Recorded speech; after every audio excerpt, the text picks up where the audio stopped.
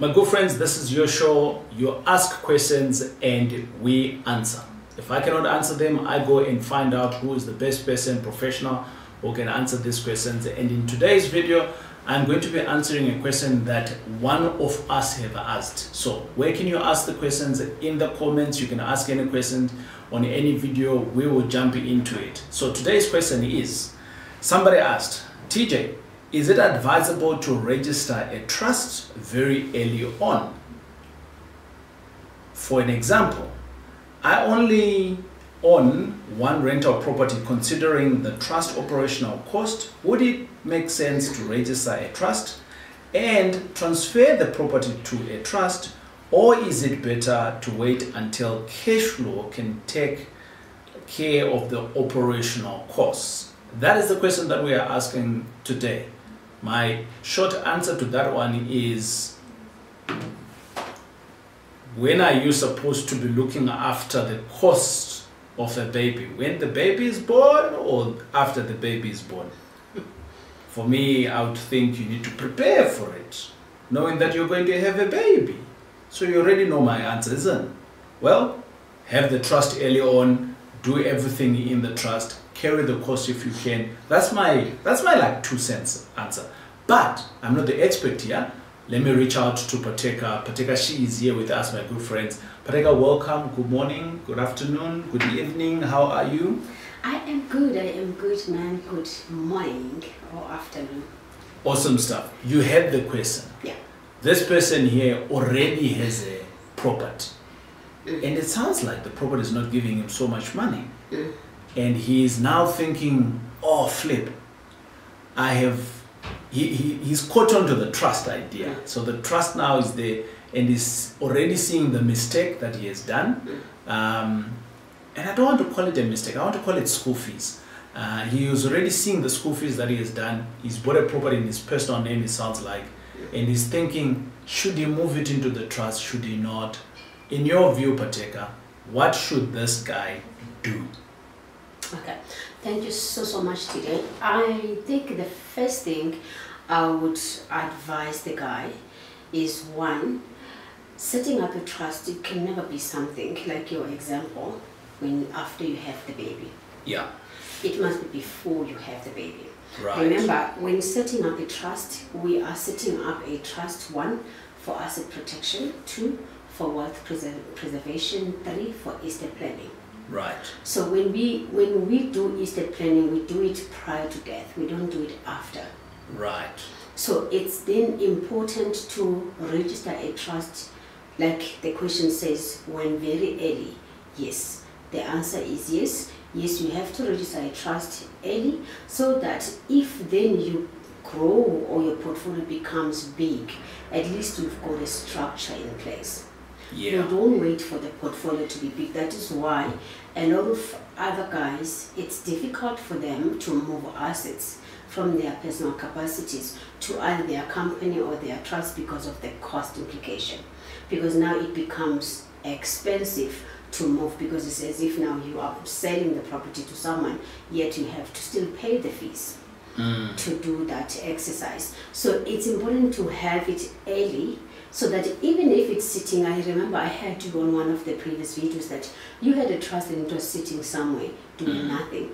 But it doesn't mean it's going to sit there doing nothing forever.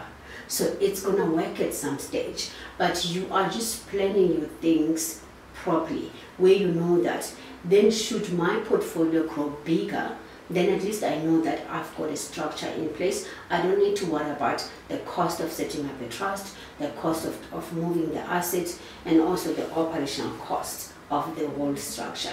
So have it early, and then know for a fact that when you start buying more properties, because this one that he's referring to now that he's already have, which is an income earning property, he can decide to either have it under a company which is owned by a trust, or to have it under the trust. So it's up to him on what exactly he would love to do with his own estate planning. The reality, I think, Pateka, on this guy, he knows the answer. Yeah, the way he asked the questions, it's very, to me, it's like open, he knows the answer. But I think let's help him a little bit deeper. Sure. Right? or let's help him out in terms of what are the next steps that he needs to do. So I'm going to give my 2 cents, Okay. and you can jump in as well. Sure. So I think number one, brother, well done on recognizing your mistake. That's number one. Your school fees, that's okay. Number two, I also want to stress the fact that I was in a similar predicament with my primary resident. I had a trust and things like that, but my primary resident, I was not trying to figure out, particularly, you remember, trying to figure out, so what should I do? And for around about 5 to 10 years, we left our primary residence in our personal names. So it's a risk that we took, and we understood the risk, and we left our primary residence like that. Why did we leave it in our personal name? Whilst we already had a trust, whilst we already had a company, and it was operating. Number one, we didn't have the money to move the primary residence from our personal names into this trust structure, because Pateka spoke about earlier on the costs associated with it. Remember, my friends, you are actually selling this property from your name into this trust. That's what you're going to do. If there's a bank involved, there's more complications with the bank, because now you don't need to apply to the banks and so on. So my wife and I, we saw this and we decided, no, we're not going to do that. And what we went on to do on top of that, we realized that if any one of us is going to die, we'll be forced by the government to sell the property based on our marriage circumstances. And then we actually took in a life cover in our trust. And we also put in a resolution in our trust to say that this same property will be bought with the trust as first priority. Or they'll have first refusal, because it's our primary home. I didn't want my kids to have a different lifestyle of change. Now, having said this, I'm hoping that I've given you a little bit more meat in terms of what you can do. You already know what to do here, but the other costs associated to this is what might hinder you from doing it. So I think particularly for me, that's my answer to this guy. He knows the answer. He just needs to weigh out to see how much money he's got to make the changes, to make the move. If he doesn't have the money, maybe he just needs to leave it there, understand the risk, what is associated with it, and carry on. But what's your 2 cents on this one, Israel, from a legal perspective? The first 2 cents is I usually ask clients as to how long are you going to keep this property? Right. Especially if it's not a residential home, it's an income earning property. Because some people, they would just want to keep the property for 5 years, and knowing for a fact that if there's no growth in that area in terms of value, then they will dispose of the property. Right. So if you know that you are going to sell the property within a year or two, there's no point in moving their property into any entity. So you keep it for a period of 2 years, and then you can just sell the property, which becomes cheaper. That is option number one. If you're in property investment, at some point or the other, you have had to evict someone.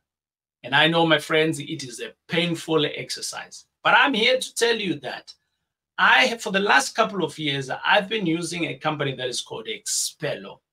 Xpello, basically what they do is that you pay them a monthly fee, and over and above that, whenever you get a delinquent tenant, they will come and evict that individual free of charge, because obviously you've been paying, right?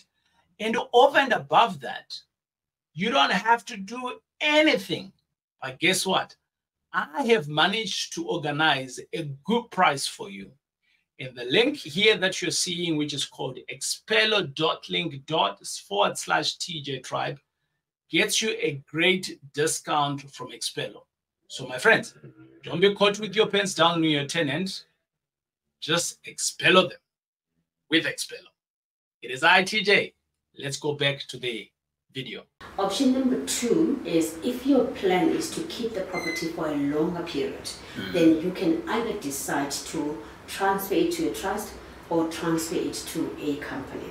So again, when you decide to transfer it to any of these entities, then you have to make sure that you understand why a company and why a trust, because that's when you're doing your own estate planning. Because the purpose of all of this is to ensure that your structure is, your portfolio is structured properly for your estate planning, for your asset protection, for your wealth preservation.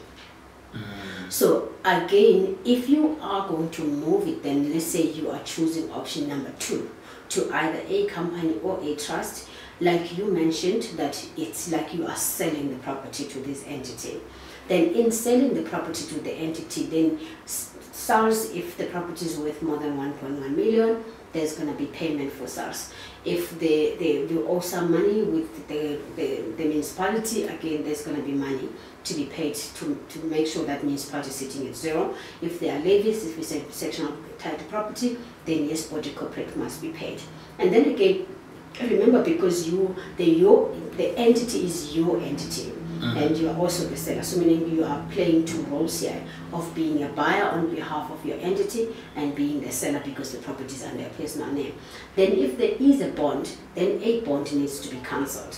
But then how do you cancel the bond? 1, you're going to be liable for cancellation costs, and then number 2, if the bond is too high, you can't pay off, then you need to take a new bond using one of these 2 entities, whichever entity that you would choose, where you will take a new bond. So now it means that there's a transferring cost, there's a new bond registration cost, there's a cost to cancel the existing bond, there is municipality, and there is a body corporate. Again, the bank which grants the loan to any of the entity maybe would want to have a COC, which is a certificate of electrical compliance. So they would want that as well. So that is why a lot of people, they seem skeptical in taking this step. But the most important question I asked first is, for how long do you wish to keep the property? So that then I should know that, is it wise, is it not wise? This one, now you've got maybe 4 or 5 of these properties. Maybe some of them are paid off and things like that. I want to introduce you to another term that is called portfolio structuring. So there's ways and means in which these properties can be transferred to this company that we're speaking of, Yes. or a trust that we're speaking of. And some of these ways you may be able to pay. It's not just a straight selling from yourself to these entities. There's other ways, right? So within these other ways, basically you actually need to sit down with someone like a partaker, someone who understands structuring, and then they can be able to advise you to say, look, from an accounting perspective, this is what it means. From a tax perspective, this is what it means. Are you happy to go this route versus this route? It's all about consultation. I can never be able to give you a full answer on it because I don't know the circumstances. That's why you need to go and consult. And until we meet again on the next video right here at the TJ Tribe, I hope we've added some 2 cents value to you. And if there is any questions, let me know in the comments. But don't also forget to subscribe to the channel. We like to have new friends, and knowing that you are here and never miss a video when we go live. It is I, your boy TJ. We will check you out right here on the next video. Boom!